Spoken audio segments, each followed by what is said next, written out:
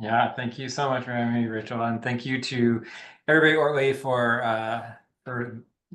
offering me the opportunity to talk with you all, and for the great work that you all are doing for students in Oregon. For those of you who live in Oregon, I presume that's most of you teachers. You all are really privileged. I think you know this, to have such great folks. I've gotten to know them a little bit this fall, and they're a really exceptional group. So thank you again for having me. You have some notes there for you all. There's a link to the feedback form, so feel free to complete that at the end of the session and so on. As Rachel said, you have a link to the presentation materials, and you can download those. There's a copy of the slides for today, in addition to an article that I wrote that's related to today's presentation, and just a little handout that I'm going to talk with you about today as well. So with that, let's go ahead and get started. So we're talking about how to help students read long words or polysyllabic words, and we're going to talk about reading strategies for those words. So let's go ahead and start. So I'm going to talk about why these long words are hard to read, and then I'm going to talk about two types of strategies that we can use to help students with them. One is to do things related to the syllables themselves, and the other one is to use things related to morphemes, meaning units in words. So that's what we're going to talk about. I want to start by thinking about the importance of this in terms of science-based instructional practices. And I think that most of you, I can always do raise your hand if you know what the science of reading is. I'm just going to assume you're all going to raise your hands. You don't have to literally do that. I see that Stephanie Ladder, good job following directions, raise your hand.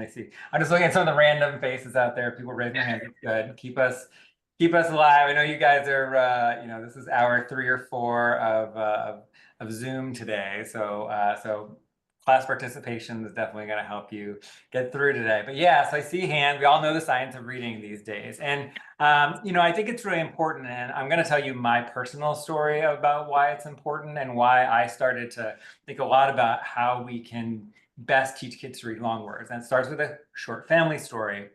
I have 2 younger sisters. This is my youngest sister. This is her at age 2. And not at this age, obviously, but much later, she really had a hard time learning to read. And when she was 6 and I was 13, I got to help with the minutes of reading homework. And she really had a hard time with that and really hated it. And I remember as a kid, who cared about his sister, I just would sit there and sort of wonder, like, how could I help her? Right. And the first time I think that I saw a lot what it was like for somebody else to struggle to learn. And it's also first time I thought maybe I could do something to help. And that's a lot of why I became an educator. I, of course, ended up being a teacher educator, which is why I'm here with you all. And I ended up going to graduate school. And I will share with you the other half of this picture, which shows why it's probably not surprising I'm in higher education. This is me. You can see the summer, but I am reading a book and I am wearing penny loafers and black socks. So you can see it's not perhaps surprising that I ended up in higher education as a professor. I do have on loafers today, but I do not have I'm not reading a book, and it's not summer. So in any case, this is why I do this work. It also comes back to my classroom experience. So when I started teaching reading, right before Reading First, for those of you who know what that is, and that was in the about year 2001. And I started teaching reading with a program called Literature Works, and unfortunately, my experience was it didn't. And I tried my best really to help the students I worked with when I taught 3rd grade. I worked in the Los Angeles area, and this is one of the schools I worked at in the Linwood Unified School District. And when I taught there, I remember distinctly my first class. I had 4 really low performing readers. The 2 lowest performing readers were Sergio and Rosa. And they worked very, very hard throughout their first year, or my first year, their 3rd grade year. And I was doing everything I thought I could to help them. I used a program, I worked late, came in early, those kinds of things. But by the end of the year, they still couldn't read very well. And it was really sad for me as a teacher to know that I had worked really hard and they had worked really hard, and whatever we were doing wasn't making a difference. And that was when I started to realize maybe there's something that's not just me. And my 2nd year, I did better because I wasn't just a new teacher anymore. And the kids did a little bit better, but there were still students who didn't read as well as they could have or should have at the end of the year. And that's when I realized something was wrong. And I actually went and I got training on my own on how to teach evidence-based reading, and I worked at a clinic for kids with dyslexia. I brought the strategies back to my own classroom that I had learned when I was working at the clinic, and my kids made tremendous progress. I had kids who, like Jaime Adolfo, who the year after, these were kids in my 3rd grade class, the year after I'd learned all of this, who started at the same level as Sergio and Rosa, but after 3 months, they were reading, 1 or 2 grade levels higher than they had started. And so that's when I realized that something wasn't right? I hadn't been taught to give students instruction the right way, and that these kids were making better progress because I now knew better things about how to teach them. And that's why I really wanted to do this work. And one of the big things that I focused on in my work is how to help kids read long words, because we know that those are really tricky, which is something I'll talk about in a little bit. But did that resident experience resonate with any of you? Anyone give me a hand? Like, how many of you had a similar kind of experience where like you just spent those years doing the wrong thing and now your things are turning around? I see a lot of hands there. And so yeah, so that's why I'm here, and that's why I'm sure you're here, is because you are all constant learners who are trying to figure out what the best things we can do for kids who have needs in reading, whether they're just starting or whether or not they're older kids who need more help. So I'm going to talk about strategies that are really helpful for reading long words. And the thing about long words is they have more than 1 syllable, and that makes them hard, right? I'm going to talk about why. So I talk about syllables. Syllables are parts, units in words. I'll describe more about what that means in a minute. So row and bot.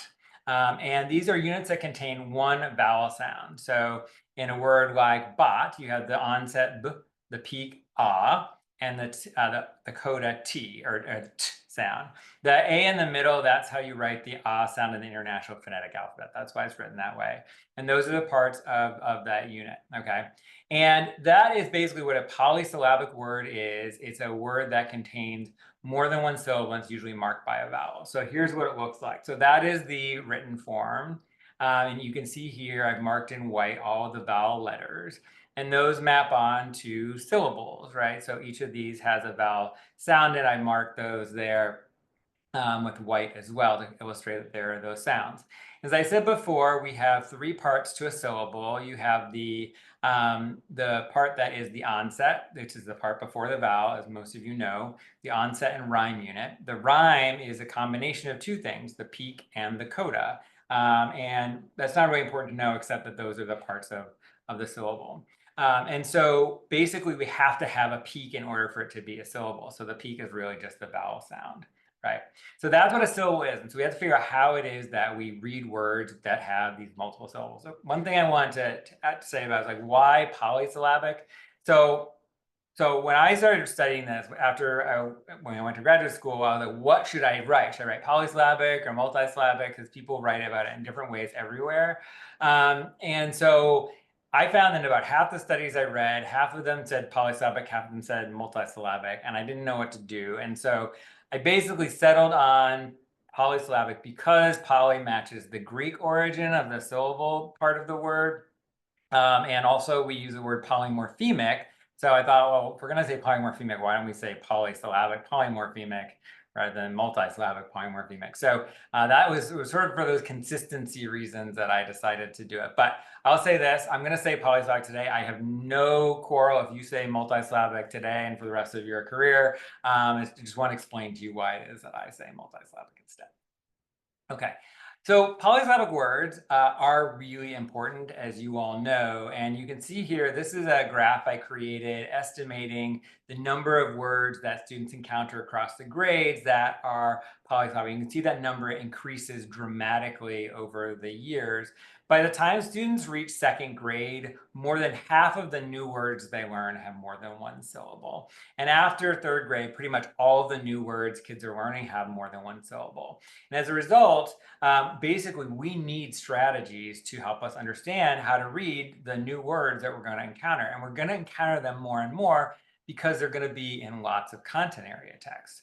So if you think about words in say biology, you have a word like photosynthesis. In another content area, let's say in social studies, you have a word like constitutional.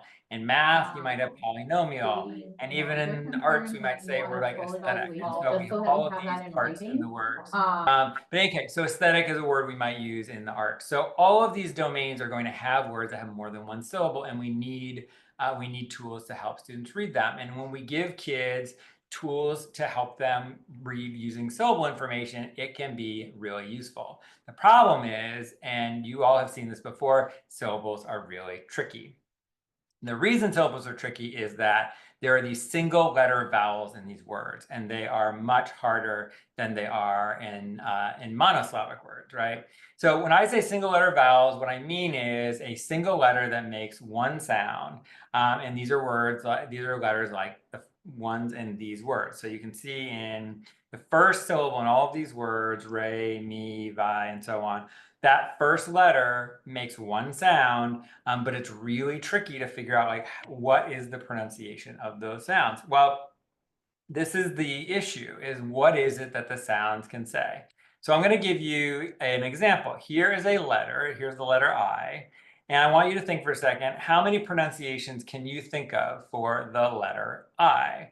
So just when you see I by itself, surrounded by consonants or on its own, how many pronunciations does it have? You can put them in the chat. So just write a number.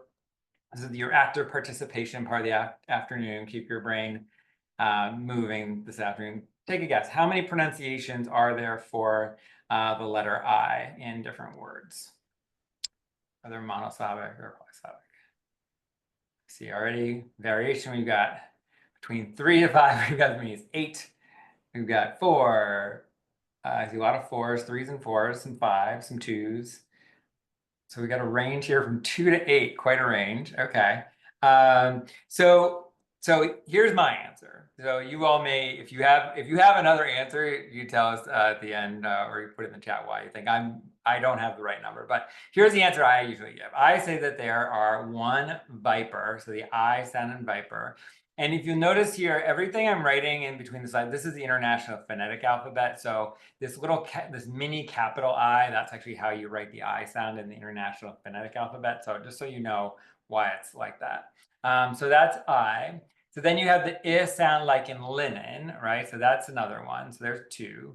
Then you have the E sound like in glorious. And the I by itself is how you write the E sound in the International Phonetic Alphabet. And then you have the schwa sound like in flexible, right? So there are 4.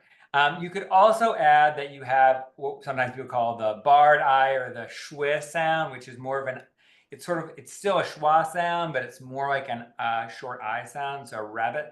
And then some people even argue that you have no sound for the I in a word like raisin because the N is what's called a syllabified consonant.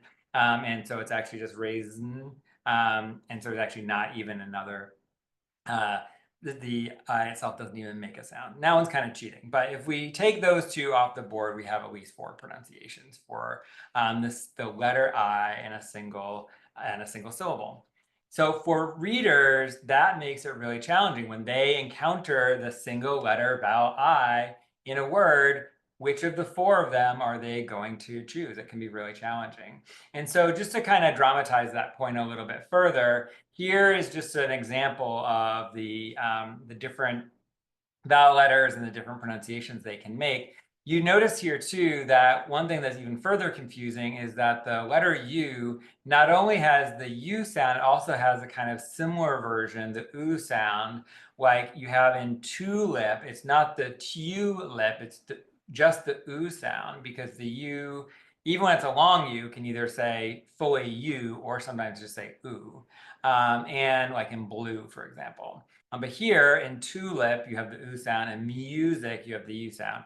Y, depending on how you think about it, either has the long I sound, I, or the long E sound, E, right? So it can have 2 of them. It has 2 different long sounds it can make.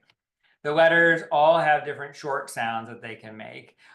In the case of the U by itself, I have it has the short U as an sound, and then the short U as a schwa sound.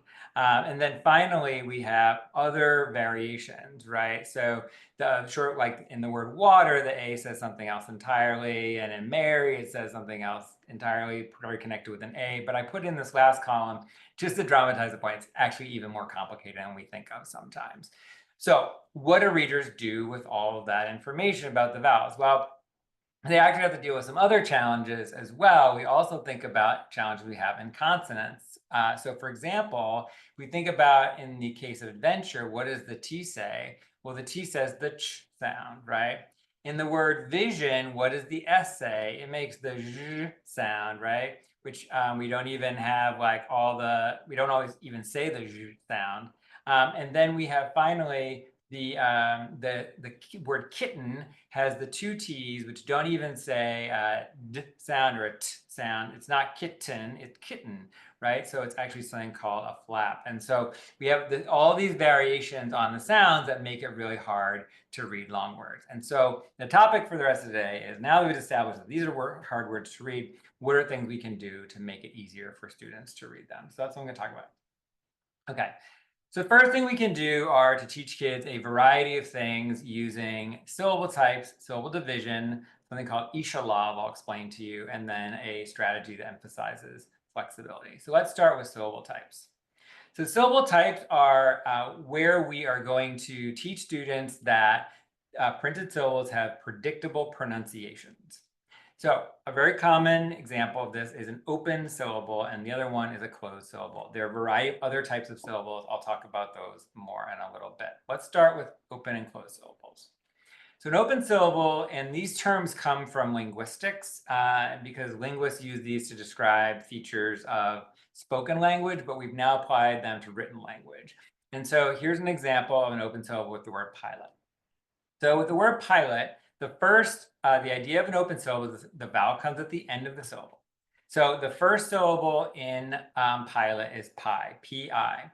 And when you have the vowel at the end of an open syllable, it says the long sound. So the pattern is that when you have a vowel letter at the end of a syllable, it's an open syllable, the vowel makes its long sound. Here it says I. And you can see here, right above the letter in red here, I have the little line over the top of it. That little line indicates that it's a long sound. So that's what an open syllable is. There is basically the definition of an open syllable.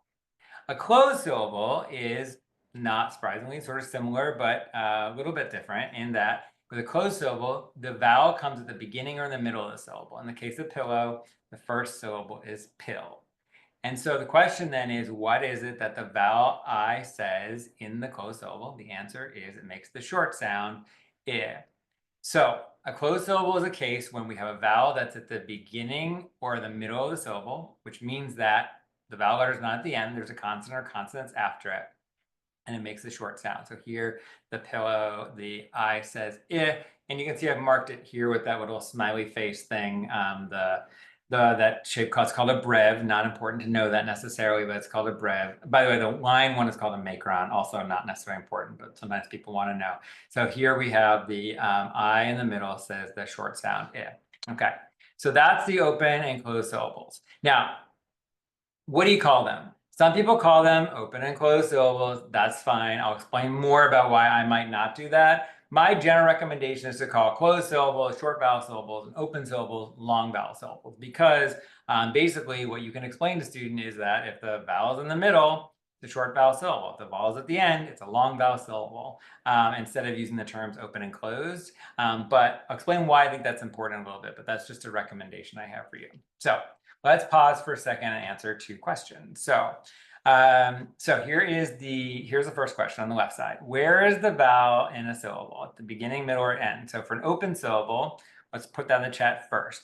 For an open syllable, where is the vowel? And then for a closed syllable, where is the vowel? So you can just type your answer in the chat. Open, beginning, middle, end, closed, beginning, middle, end. So go ahead and put that in the chat, and we can see. Good, so I already got 3 answers. Good, yeah, you can do them both. You can do one and then the other, a separate chat. You can do both the open and closed answers. Open and closed middle, I see from Megan. Closed middle beginning, Chrissy says. Diana says open beginning, closed middle. So the open can be the beginning. So open is actually the end. It can also be the beginning, but only at the beginning and the end are the same thing. So actually in the word open is actually a pretty good example of this because the O is at the beginning and the end. But with the open syllable, it has to be either at the beginning, it has to be at the end for sure. And then the closed syllable is going to be in the middle. Or it can be also the beginning, like in go and got. Let me just show you. So there's the answer there. So you can have either the end or beginning and end, as we said about open. And for close, it can be the beginning or in the middle. Okay, so that's the first sound. That's the first one. And then what type of sound does it make? Long or short? So which type of sound does the open syllable make? What type of sound does the closed syllable make? So we got, and somebody had to, so S. Middleton, whoever, I don't know what the first name of S. Middleton is. S. Middleton says everything all at once there. Open, long, close, short. Open, long, close, short. Got those. Yep, this is good. All right. Okay, so that's good. So, and I have a couple. Diana says, except for kind old words. That's true. Those are a whole different ball game. So, so Diane, if you're reading this chat, Diana is talking about something where we have with the letters OLD. The O usually says the O sound. Almost always says the O sound when the O is followed by L and D.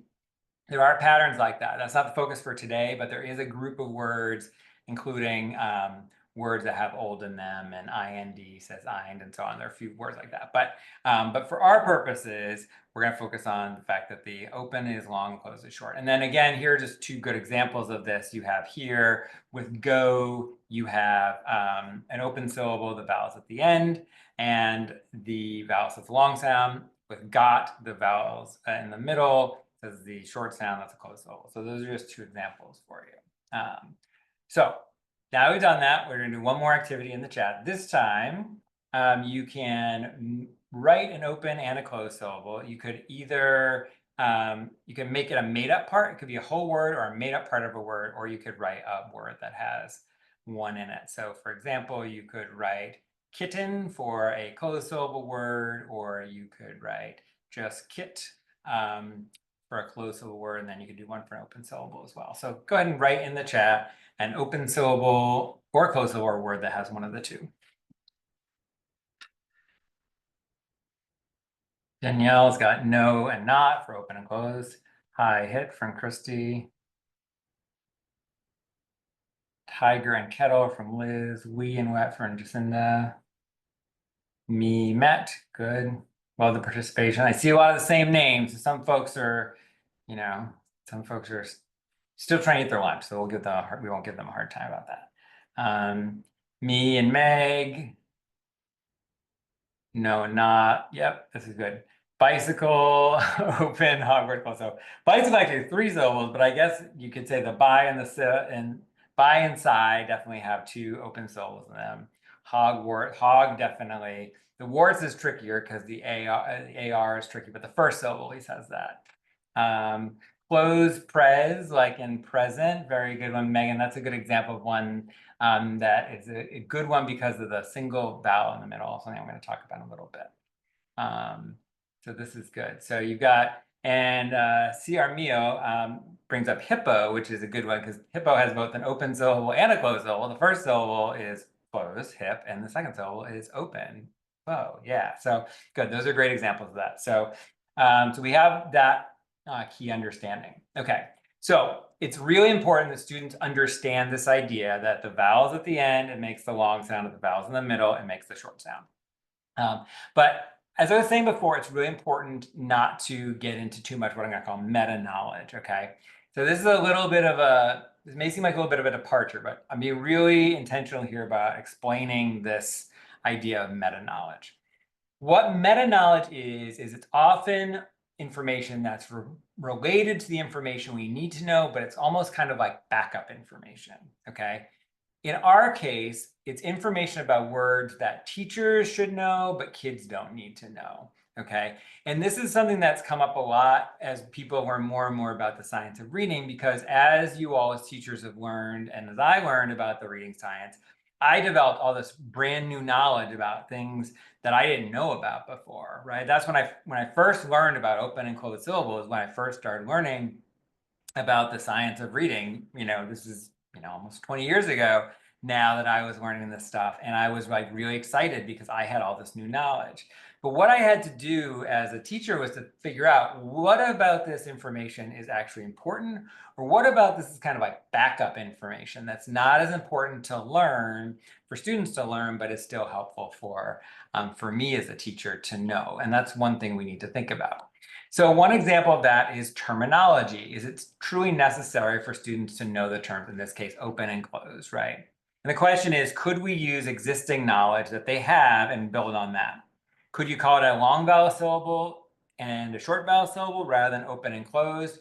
I think the answer is probably yes. So that argument that you should rely on it being a short vowel or long vowel syllable term, that is not a database argument. I've never seen a study that has tested either one of these things. And so I can't say with certainty that teaching kids it's a long vowel syllable is actually better. It's certainly not worse. There's no data indicating that it's worse. But it's sort of like Lisa Bates put in the chat something that I think is really valuable here, which is it's important to reduce students' cognitive load. And that's exactly the way to think about that. So what I'm just going to summarize what I think Lisa means, and Lisa can put in the chat if I'm wrong, but is the idea that students have a lot going on in their heads, right? And what we want them to be able to do is to read words automatically. What that means is that whenever they encounter a word, they can immediately recognize it. As you've learned about the science of reading, you probably learned that some of you probably already learned Scarborough's rope, for example, or you've learned the idea that for word recognition, we have to have sight recognition, right? We have to automatically, instantly remember a word. And what that means is that we basically have this whole, body of words in our brain called the visual word form area that we can immediately draw on. And we need to be able to access that information really quickly. In order to get information into our brain to do that, we need to basically be able to read words very quickly. And so we need strategies when students don't know words that they can access very quickly and simply, so they don't overwhelm their brains. Because what happens when we give them very complicated strategies is students' brains start going in the wrong direction. They start thinking about things that aren't focused on the meaning of the text. They start focusing on trying to figure out what an individual word is.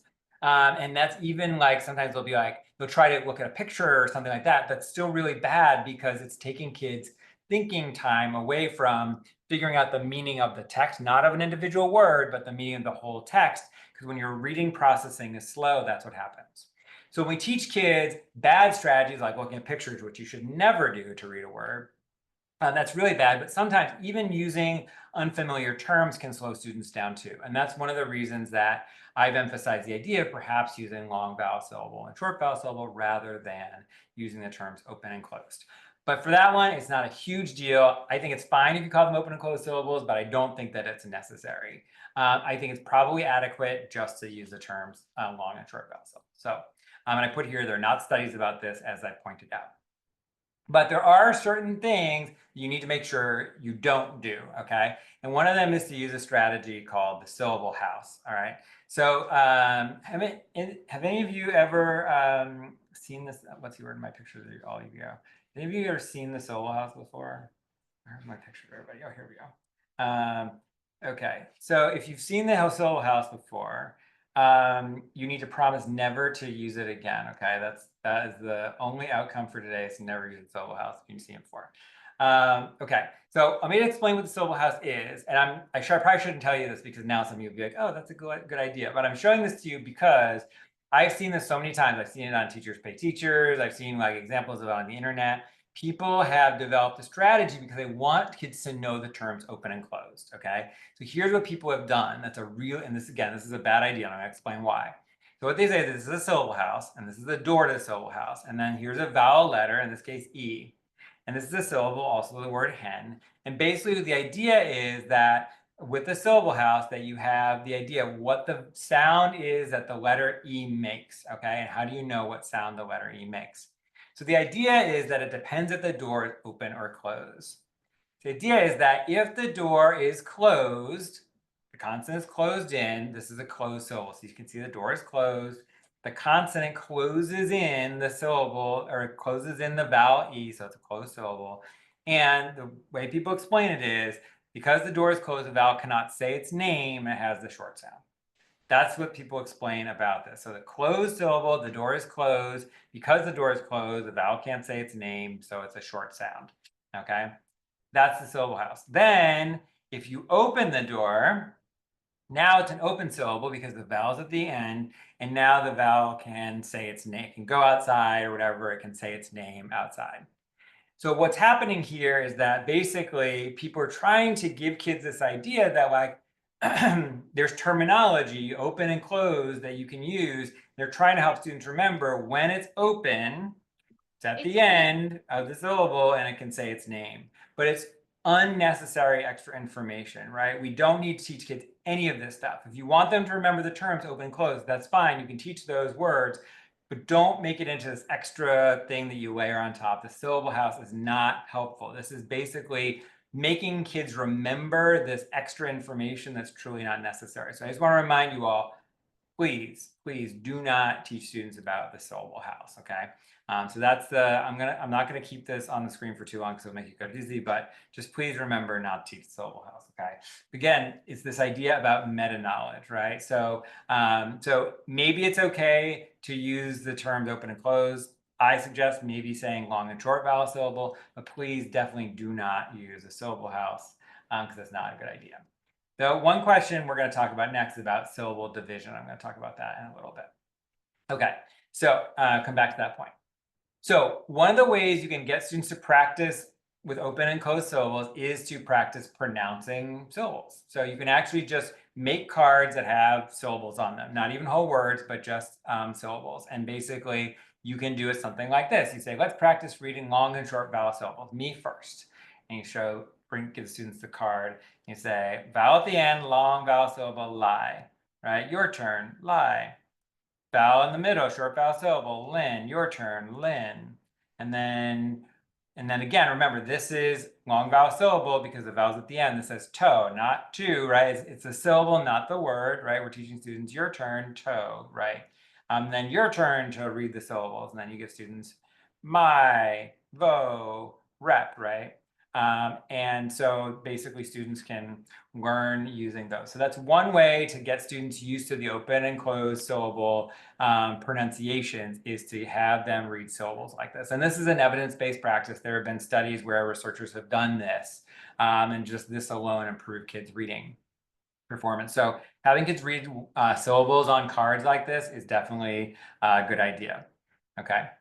You can then add to that something just to remind students about the pronunciations of the syllables or the vowel letters, right? So you can call them, you can remind students, let's say the short and long pronunciations of the vowels, right? So when in a reading program that I created with some colleagues several years ago, we did this and we found that improved students' ability to read long words.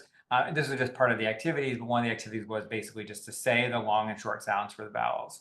So we would do them in order and out of order. So I'd point at the A and have them say the long, we'd say all the short sounds, you know, point at the A and they'd say ah, and then point at the I and I and U and just kind of point around, have them read all of them, and then switch and do the long sounds for the same ones.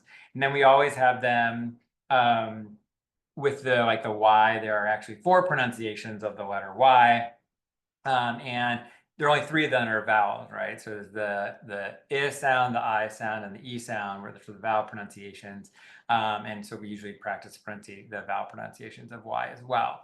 So this is a way to keep students' brains remembering those pronunciations. And as some of you know, even the short vowel, one of the things that is so funny after so many years doing this is I noticed kids still sometimes have a hard time remembering the short vowel pronunciations, even after a long time.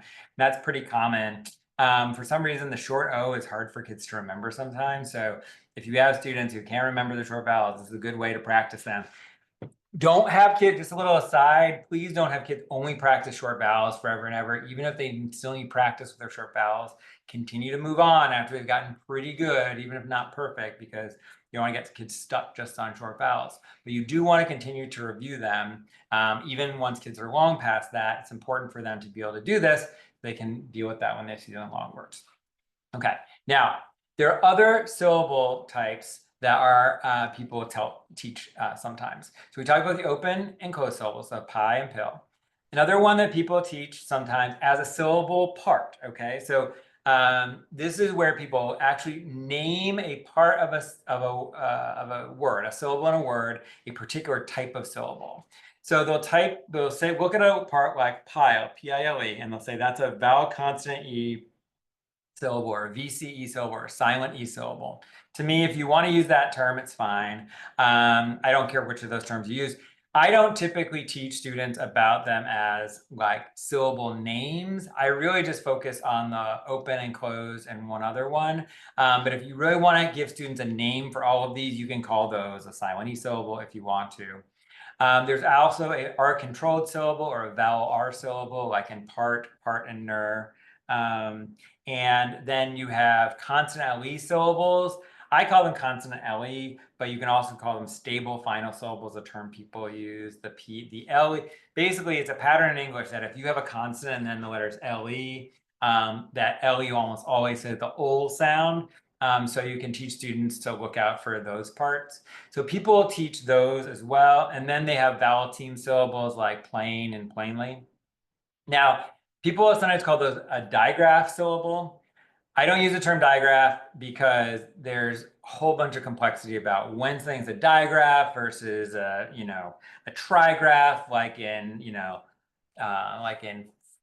flight, IGH is a trigraph. You could say, for example, OUGH is another one, that's a quadrigraph or whatever. And so rather than deal with all of that, I just call them all vowel team syllables if we're going to use that terminology. For me, I don't tend to do that. I just tend to talk about long vowel syllables and short vowel syllables and the consonant LE, and then leave the rest of it just sort of like these are parts of words and we find the pattern. We find the pattern like the vowel consonant E pattern, the vowel R pattern. We don't need to call it a syllable type, but I have no quarrel with people if they want to call it a syllable type. The only concern I have is too much time spent memorizing syllable types. That's the only worry I ever have. So as I was saying, the data don't indicate you absolutely have to memorize those, but it can be useful. So, all right, let's pause for a minute so you can sort of consolidate your knowledge. So I have told you a bunch of stuff. We've talked about a number of things. I want you to write in the chat something about something like syllables, syllable types, meta-knowledge or practice that is maybe new information for you, or something that this is reinforced that you're glad to have had reinforced for you. So go ahead and just type something in the chat. And this is part of keeping your brain active this afternoon, considering you've been going at this for a while now. S. Middleton is taking away not to teach the syllable house. Good. Pattern is supposed to syllable type. Okay. Cards teachers not to use syllable house. Yep. Meta-knowledge. Yep. Some people confessed guiltily to the syllable house. Some people happily glad they've never heard of it. Yeah, I mean, and I'll tell you this, the reason that I have the house thing is because I was trying to find it last week. I have a house of my own, like a syllable house of my own that I did make once upon a time, because I did this too. Like that's what people told me. That's what you should do, right? So you guys have gotten about the meta knowledge out of this so far. Good. Jane points out important to read syllables in isolation. I think that is a big point. So I think it's important basically it is helpful to read syllables in isolation. So that's a nice way to frame it, Jane, is just like, I think that is really useful. Diana asked, is there an argument for solidifying short sounds before long?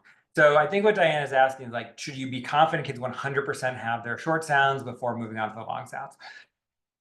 There's no clear answer to that question about whether students have to be totally solid on their short sounds before you move on to the long sounds. But what I will tell you is that One worry I have sometimes, like what I see in classrooms, is teachers not moving on because the kids aren't at, say, 80% consistently on their short vowels.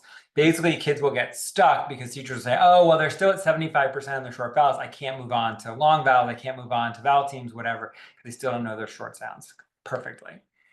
If kids are, let's say, 50%, don't move on. But if kids have reached, 75% accuracy and they're just making little changes or having little slip ups, please don't keep the kids from moving on. That's one worry I have. A lot of times I see that a lot, is people aren't moving on enough.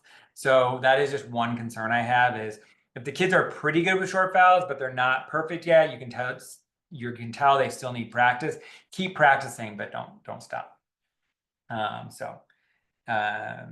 Okay, so let's go on and talk about syllable division. Mary says that she thinks syllable division, that kids really love it. So let's talk about syllable division. And it is because it is a very common thing, and a lot of kids and a lot of teachers particularly think that's really useful. I also want to point out, Michelle mentioned using flashcards for individual sounds. That's a good idea. You can do that. I didn't show that, but we just put them on paper and did that, but I like the idea of the flashcards. So these are imaginary made-up reading programs that have syllables in them. I took the names of actual reading programs and turned them into made-up ones because I didn't want to get in trouble with anybody who actually made up a program, because actually the evidence on these is not great. So syllable division comes from Orton-Gillingham, or, and most programs that are based on Orton-Gillingham include syllable division as a strategy. But the data aren't great. Okay, so now this is important because so I get in trouble for talking about syllables. I'm laughing because every time I do this, I get it when I say I get in trouble. Some people really don't like what I have to say about syllable division, because people really feel strongly that it benefits their students. And I am not going to say that it doesn't. But what I am going to ask people to do today is to think about, is there a potential that other strategies besides syllable division could be at least as good? I'm going to talk to you about syllable division because the data don't indicate that it's terrible for kids, but the data don't indicate that it alone is a critical strategy for reading. There are multiple ways to read long words. Syllable division is a way to do it. It's only one of several ways. And the question I have for us all is, are there other things that you could do as well or instead that might be as effective? But I'm going to talk to you about syllable division because it is really common and people really like it. So I am going to explain it to you so you can have it as some knowledge for you. And there are cases where it could be appropriate to teach it to certain students. So I'll explain what I mean about that in a bit. All right, so syllable division works in the following way. It's basically about looking for vowel consonant patterns in words. So here the V and the C represent vowel and consonant. And the idea here is this first pattern is when you have a vowel, consonant, consonant, vowel pattern. You divide it between the two consonants, like in rabbit. So there is the rabbit, and we divide it with the two consonants between there. And then the first vowel has the short sound. So there's that little smiley face thing. It should be over the A a little bit. Sorry about that. But the little smiley face thing, that's called the brev, and it goes over the A, right, to indicate that it's a short sound. And sometimes people have kids actually mark words with the brev. Some people teach the kids the term brev, which I don't think is necessary, as you can imagine, but they'll have kids mark the words like that to help them remember that pronunciation, okay? And so they know that's rab because it's a short sound. So this is where you combine your knowledge of, in this case, closed syllables with the ability to divide the word in, divide the word. So, right, so now you can use that closed syllable knowledge for that. The other common pattern is the vowel consonant vowel pattern, where when you have a vowel and a consonant vowel, you divide the word after the first vowel, it makes a long sound. So we now use that same idea we have about the vowels at the end says the long sound. And so this says tie because the vowels at the end. So that's how syllable division works, is there are these kinds of rules that do this for you. Okay, and these are the two kind of primary rules. And so I used to teach these, and I thought they were really great. And I thought syllable division was very cool because I thought, like, no one ever explained this to me. It seemed really logical. There are a lot of words where it works. And I thought this could be really helpful. And I taught it to a lot of kids, and I thought that it was helpful. But kind of in my brain all the time was sort of this nagging feeling that, like, is this the best thing that we can do? I always wonder, like, it's a lot of work to teach students to do this. And I started to wonder, is it worth the time and effort? And so what I did was, a study that I did several years ago, I'm just going to share with you the results from that. But I looked at bunch of words in English to see how often do like words follow the rules, basically. Like how often do words, when we have a vowel consonant vowel pattern, does that A say the short sound, like in rabbit? So here's just like, indulge me a little research here, if we can just kind of look at this together. So these were the results. The black bar that I've now turned pink here, the bottom one, this is about this is for two-syllable words. So when you have a two-syllable word, how often does that first vowel say the short sound, which is what we want it to say, okay? And so the answer is for the letter A, about 75% of the time it says the short sound, okay? In this, for A, this light bar at the top, that's an other sound. In this case, it's usually like in can't think of an example, swallow or something. The A says this bar here, the sort of second lightest one, that's a reduced sound. Reduced means a schwa sound. So often when you have an A in the first syllable, it'll say the schwa sound, even when it's followed by two consonants. But the most common thing is that it says the short sound, and very rarely does it say the long sound, which is the second one up here. And you can see with the E, I, O, and U, it's pretty consistent. O is a little bit trickier. O sometimes says the long sound, and you can see that in the reduced sound here as well. But you can see here that basically most of the time the VCCV pattern holds. In other words, if you see a vowel and two consonants, another vowel, pretty common, it's going to say the short sound. So you can rely on that VCCV rule. Okay, let's look at the vowel consonant vowel data. So here are the data for that. Here they're not so good. What you can see is that the ones in blue, those are the long vowel ones. Those are the ones we want to see. And then the dark ones at the bottom, that's the short sound rather than the long sound. The ones above that are the schwa sounds or another sound, right? So in this case, what you can see is, let's look at A. So the majority of the time that you see the A in a two-syllable word, the majority of the time when you have VCV pattern, the first syllable does say the long sound. So razor, for example, the A does say A and razor. So that follows the pattern. It doesn't do it in about a third of the cases. In this case, or maybe a quarter of the cases, that's words like habit. So it doesn't work in a word like habit. And then it has a lot of reduced vowel cases, which is ones where it says the schwa sound. This is even just in two-syllable words. E is particularly bad. The E says the schwa sound very often in VCV words.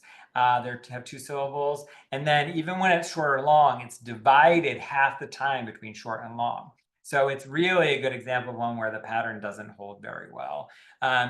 I is more frequently long than short, but not that much. O is much more frequently long than short. U is almost always long. And the lengths of the bars here just indicate how many words there are. And this is from a database of words for kids in grades 1 through 5. So these are the data that started making me think, should we be teaching kids like the VCV rule? Is it worth it because of the inconsistency? And I started to wonder if maybe it wasn't as helpful as I used to think that it was. The other thing I'll say about this is the best case scenario, and that these are bisyllabic words, meaning they're two-syllable words.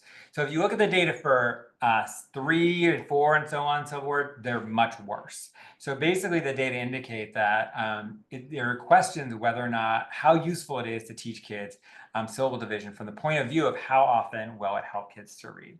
And so I've been thinking about a lot about this for a long time. Now, the data that I just described to you, those are from an analysis of words, not of kids. So that was an analysis of you look at words in English, how often do they follow the pattern? That's not the same as saying that the strategy is good or isn't good, right? And the reason I didn't mention that is because there are programs that include syllable division that still have good evidence. If you look at them on the What Works Clearinghouse or something where like that, they use syllable division, and those programs are still overall have effectiveness. These programs also have a lot of other things in them, so it's hard to know that syllable division is the one thing that is making them effective. And Orton-Gillingham-based programs and Orton-Gillingham strategies in general have overall positive effects on student achievement. The effects are kind of small overall, but they are generally better than not teaching something that has some structure to it, like in Orton-Gillingham. So So basically, my argument about syllable division is that it's not necessarily, it's not great. The data aren't great, but the data aren't bad either. So I want to make clear, I'm not saying that if you're teaching syllable division, it's bad for your students. It probably is not. What I want to argue to you, and I'm going to show you some strategies in a minute, is that there are other things you could do that are at least as good, maybe better, could be a complement to what you're already doing, might help you think a little bit differently about what you're doing as well. I will say that I think it is a question of like what I often say is your mileage may vary, which is to say that for certain kids, it actually might be a good thing to do. It is absolutely true that some students find syllable division fascinating in the same way that teachers do, and kind of fun. I think this applies particularly to older students, so kids who are in middle school or high school and are trying to figure out reading, have had a hard time. This feels really concrete to them and kind of interesting to them. And if they have good sort of general kind of processing skills, this syllable division can be something that they find interesting and that they use to sort of, I often will say sort of like give them a head start or sort of get them going. Even if it doesn't work all the time, it can help them kind of jumpstart things a little bit. And there's this great quote from a paper in the International Dyslexia Association journal, Annals of Dyslexia. And I like this quote because I'm going to read it to you. And this was from an adult with dyslexia who was in a Norton Gillingham program. And this is what the adult wrote in this paper. Knowing basic phonics is not enough. An efficient, structured, logical, scientific, reliably automatic system for dividing and pronouncing longer words was an essential prerequisite for my academic literacy. Translation: this person found the ability to divide words into syllables so helpful that it was kind of the key that unlocked the rest of the things for them, right? So I do think there are cases where something like syllable division can be really powerful for someone, but I also want to emphasize there are other things that can be helpful in it as well. So my whole message here is syllable division isn't the enemy. I want to make sure I'm saying that like if you're going to do certain things to help kids, there are good things to do. But I want you to consider that there could be other things as well. One of the concerns I have about some syllable division sort of strategies is people, because they don't work perfectly all the time, people end up creating a bunch of backup rules. For example, in the word chicken, technically you can't divide chicken between the C and the K because then it's sort of like, aren't the C and the K supposed to go together? It's a digraph. So that requires people to have a certain rule that like when you have a consonant digraph, then you have to divide it after that. You end up having a lot of backup rules, which creates a lot of confusion and additional kind of complexity. So I just want to, this is about giving you doing some thinking about syllable division. Okay, here's some other rules that people teach in addition to the vowel, consonant vowel, and the vowel, the VCCV and the VCV. There's another one where it's VCV, where basically you divide it the other way, which is sort of saying, well, the one way of doing the VCV doesn't work, do it the other way. I'm going to come back to that point in a little bit, because if you ask me, if you need both, then you don't need either of them, in my opinion. But that is that's a common one as well. The VV means when you have two vowels that aren't in the same syllable next to each other, like in lion, and then you have these two. And the VCCV doesn't happen that often, and there are different ways that people do it, but this is kind of a common one, is to do that way. And then you have finally this one, which is really only applies to word like offspring. You never ever see that. It's kind of a joke more than anything, but so those are syllable division patterns. Okay, so what do you do instead?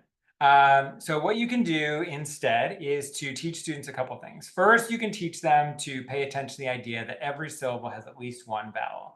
So what this means is that you can divide words into syllables between the vowels, okay?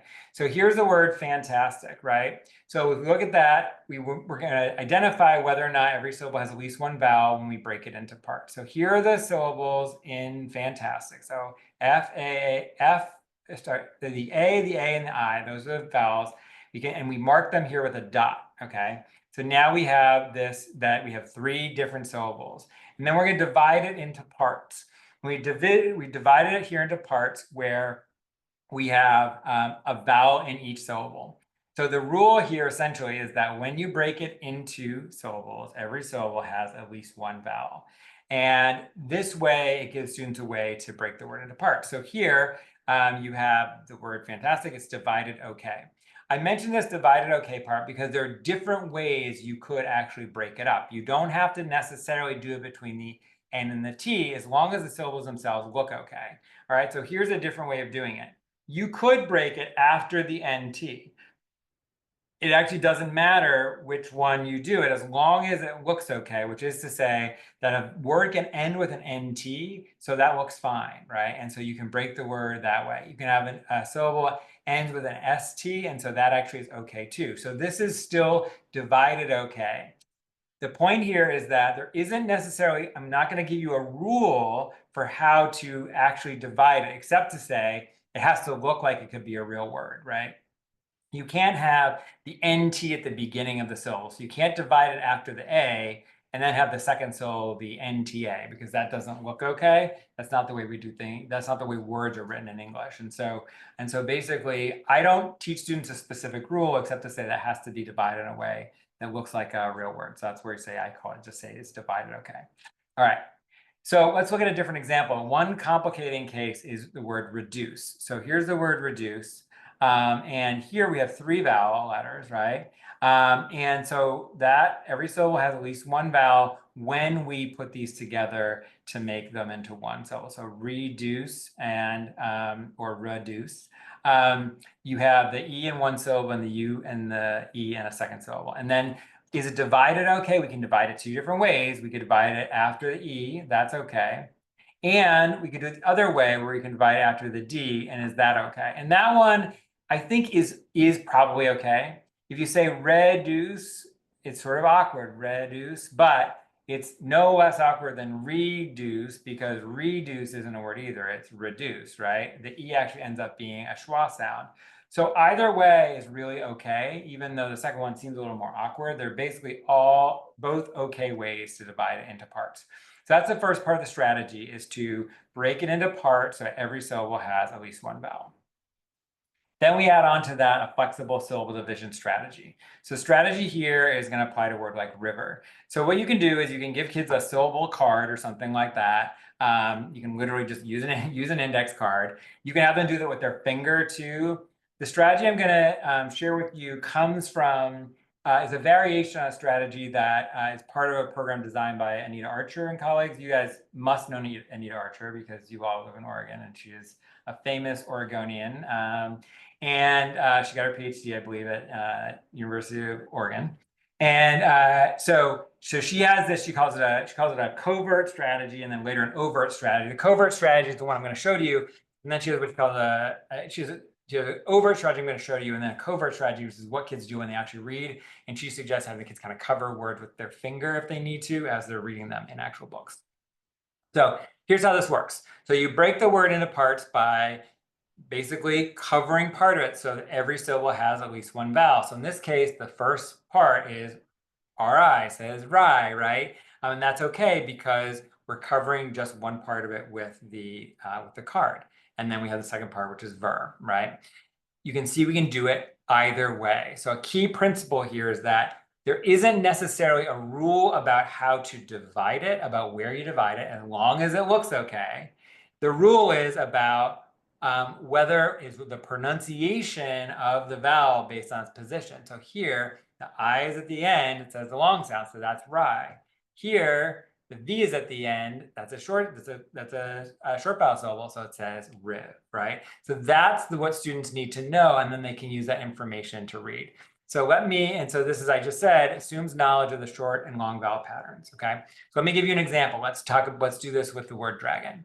So with the word dragon, the first thing you do, and this is with any way I call this the flexible syllable strategy. So the flexible syllable strategy, first you mark the vowels, okay?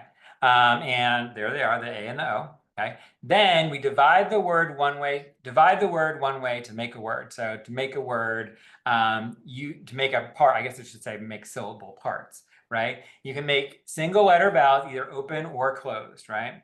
So here we use our little syllable card, and now we have the A is at the end of the syllable, okay? And we're gonna make a long vowel syllable, so that's gonna say dre, okay? Fine. Then we take off the card, now we have our second syllable, which is gone. Okay, and then we think what word sounds like that. So we basically blend those parts together to make a word, and we say to ourselves, dragon. And then we think, dragon. Oh my gosh, you guys have tons of questions about these things. I haven't been paying attention. Okay, let me let me come back to all these questions after I talk through this. Anyway, so dragon, and then you think dragon, and what we first tried to do is try to like pronounce it like a real word, because dragon isn't really a word anyway. It'd be dragon, right? We wouldn't say on the same way when it's a two-syllable word. So dragon. So dragon isn't a real word. That can't be right. We're gonna try it the other way. So now we go back and we do it again. So we use our card. This is great, right? Now we have the vowel in the middle. So this is a short vowel syllable. It says drag. The second part is on. What word sounds like that? We say drag on and then drag on, dragon, okay? So we basically are always looking for a real word. And that's going to require students at the end to sort of like check the sound to see if it sounds like a word that they know, which gets to another point I'm going to make at the end, which is make sure that you're teaching kids using words that they may be familiar with, right? They always need to be decoding. We need to do with words that they may have heard, they may be familiar with, right? Kara asks, is this akin to set for variability? So for people don't know what Kara's talking about, actually I've done research on this, Kara, you may or may not know, but so basically set for variability is about basically being able to kind of like tune pronunciations when they're wrong, because we're often wrong when we say long words, right? And that's the idea here, is that you basically are tuning it. When you sound it out, you try to like make it sound more natural. And then if you have a mental entry in your mental dictionary, what they call the lexicon, if your lexicon has the word in it, you'll be like, oh, right, I know the word. Dragon, or your brain will be like dragon, and it won't find an entry. It comes up empty and says, let me try it the other way. And that's what set for variability is. And so, yes, this is about being flexible, or essentially what set for variability is. Yeah. And as Rachel points out, that if you give students words they don't know, it will not work for them to be able to pronounce it, right? So, and that's absolutely right. It's still helpful for students to practice the strategy. You can even practice with nonsense words if you want to, although I don't recommend nonsense words unless kids won't stop guessing. But this is still helpful no matter what, because whenever we try to say a new word ourselves, if we've never said it before, we have to go through the same process ourselves, which is how you can learn all these, new terms people come up with for, like new pronunciations for different things, like, I don't know, like, some of these websites, they come up with like Skype, they came up with a new, you can pronounce it because you just kind of use your decoding strategies. We always have to do that ourselves. We always have to kind of figure out, we don't know it. But it does go to making sure you give kids in general words that they know. All right, let's look at one other example of this. So here's major. So we cover it up this way. M-A, long vowel syllable, major. What word sounds like that? Major, major. And that is a word. And so we got it, okay? You can do it with other ones besides the long and short vowel syllables. You can do it with the other ones. Typically, I teach students to underline vowel teams if they've learned them before. Makes it a little easier. And then to do the same thing, raisin, raisin. And then same thing here. We have rel, and then eight, rel eight. But people say, well, wasn't it relate? It's actually not relate either. It's relate, right? So it's relate, relate. And we just have to turn it into relate, right? So basically, it's again that tuning kind of thing that needs to happen. And then here's a carton, bubble, and then bub, and then bull, and then bubble, right? So, and again, there's that, the BLE, I underlined all together because that's that stable final syllable, the consonant LE that always works as a unit. So those are just examples of how you can use that strategy. Okay. You can also practice spelling words by syllable, and I'm just going to give you a quick example of that. So for example, the word is robot. What word? The students say robot. Go ahead, clap the syllables. Robot. And then and then you say, what's the first syllable? Ro. Yes, long vowel syllable, write it. So if you've just taught students this pronunciation pattern where the vowels at the end says the long sound, then you can remind them this is a long vowel syllable, and so you can actually prompt them to make sure they use the right ones. And then you can do bot, it's the second syllable, bot, write it, and then they write it.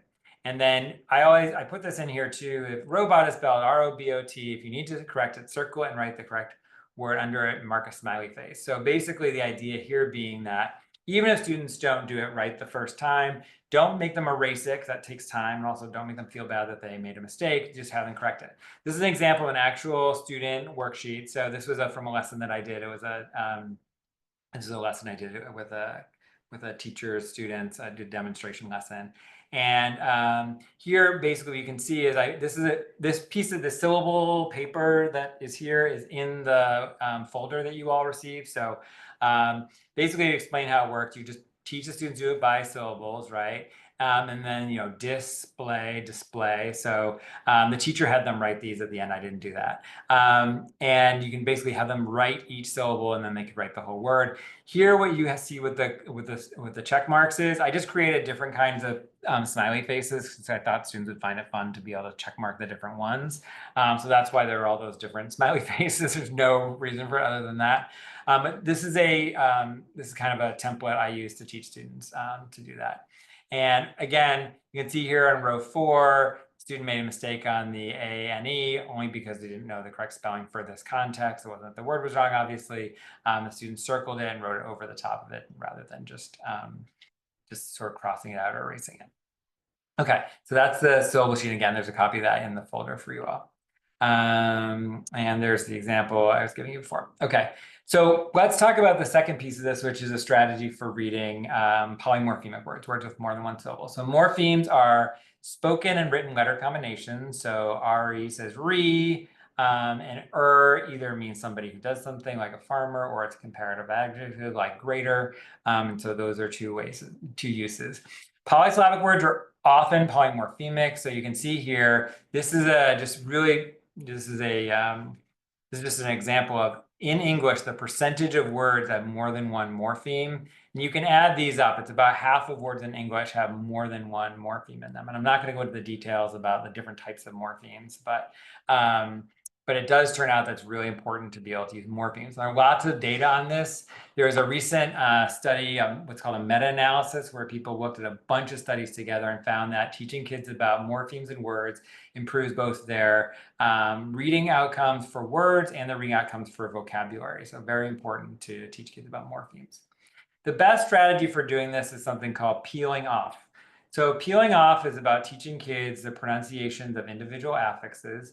And here's a teacher and here's some students. So in this case, we're teaching the students about a new prefix on our peeling off tree. So there's the tree. It already has re and shun and less and meant on it. As the prefix is on the left and the suffix is on the right. To say this is a prefix, this prefix is pre. What is it? Pre. Good. Spell it. P-R-E. Good. Let's add it to the peeling off tree. So we then put it on the tree. It goes right up here. I don't have an animation for that. It goes right up there. And now we can add it to the tree, right? And you teach this peeling off strategy with common morphemes. You can find a list of common affixes. I actually have one. I'm going to put this I'm going to make a note to myself. I'm going to put it in the folder right after we get off today. And I was going to put that in there for you, and I just didn't do it. So I'll put that in there for you all, so you have a list of common affixes. There's nothing special about the list that I came up with. Most lists you'll find online are fine. If you don't have one, you'll have one for me. You find a list of affixes and then practice the affixes on there. So there are more common suffixes than prefixes, which is the case. English has more suffixes than there are prefixes that are useful. And the prefixes tend to be, they don't apply to as many words, but and so you'll end up with more suffixes than prefixes on your peeling off tree. So you have your tree. It doesn't have to be a tree, it can be something else, just the idea of a tree, because trees, roots and that kind of thing, it comes from that idea. It doesn't have to be. You always want to explain and review the meanings of these words when they have them. Usually they will. You do not need to go into great detail about things like shun, which means the act of, as you all probably know, but you can just sort of teach them that idea and then move on. You don't want to perseverate on that for too much time. And you can practice reading the affixes of flashcards or using a pointer and pointing them from the tree and so on and so on. Okay, the strategy then using those affixes is to identify affixes on the tree, read the base word, chunk the word with the affixes attached. So here's an imaginary adult example. Imagine our peeling off tree has these affixes, pseudo, hypo, ism, and para. And now we have our syllable card, just like we talked about before, and we get this word and we're trying to decide how to pronounce it, right? So this is one of the longest words in English. And so what do we figure out? How do we pronounce this word? Well, if we look at the word in parts, we can see that it breaks into syllables pretty neatly here, right? So if we go, oh, here's an affix, an affix, an affix, an affix, and then there's the last affix, and we have this part in the middle, we can actually read the word in parts. So we can do pseudo, hypoparathyroidism, because we have all of the parts put together. And so basically, I'm going to show you how to do this with actually not so complicated real words for students. So here's an example of a word like statement. So here's statement. So the first thing we do is we find the affixes. In this case, we're going to circle them. So meant is on our peeling off tree. So we find meant and we circle it. Then we read the base word, in this case, state. And then we chunk the word with the affixes attached. State, meant, and we put it together to read the word state, meant, statement. Okay, and that's basically all there is to it. You can do it as multiple affixes here. We have shun and less, so motionless, motionless, and you can say the whole thing together. Okay, and the last thing I'll say about that is that you can then combine these flexible syllable division strategy with this. So if you have like replacement, well, I guess replacement already has affixes. I'm trying to think of another word. If you have a word that has affixes like, and it has already two parts you need to break it into, you can combine the two things. I don't have an example of that, but you can actually, so if it's like, I can't think of an example.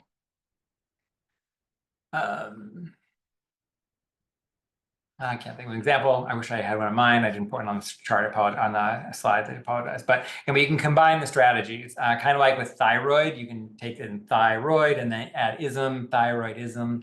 You can do something like that. Okay.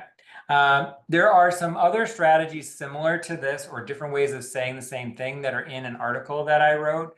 And so basically what I describe in this presentation with the peeling off strategy is essentially the same thing that's in a bunch of different strategies. And so I just like the peeling off one. I think it's kind of nicely put together. So I recommend that one.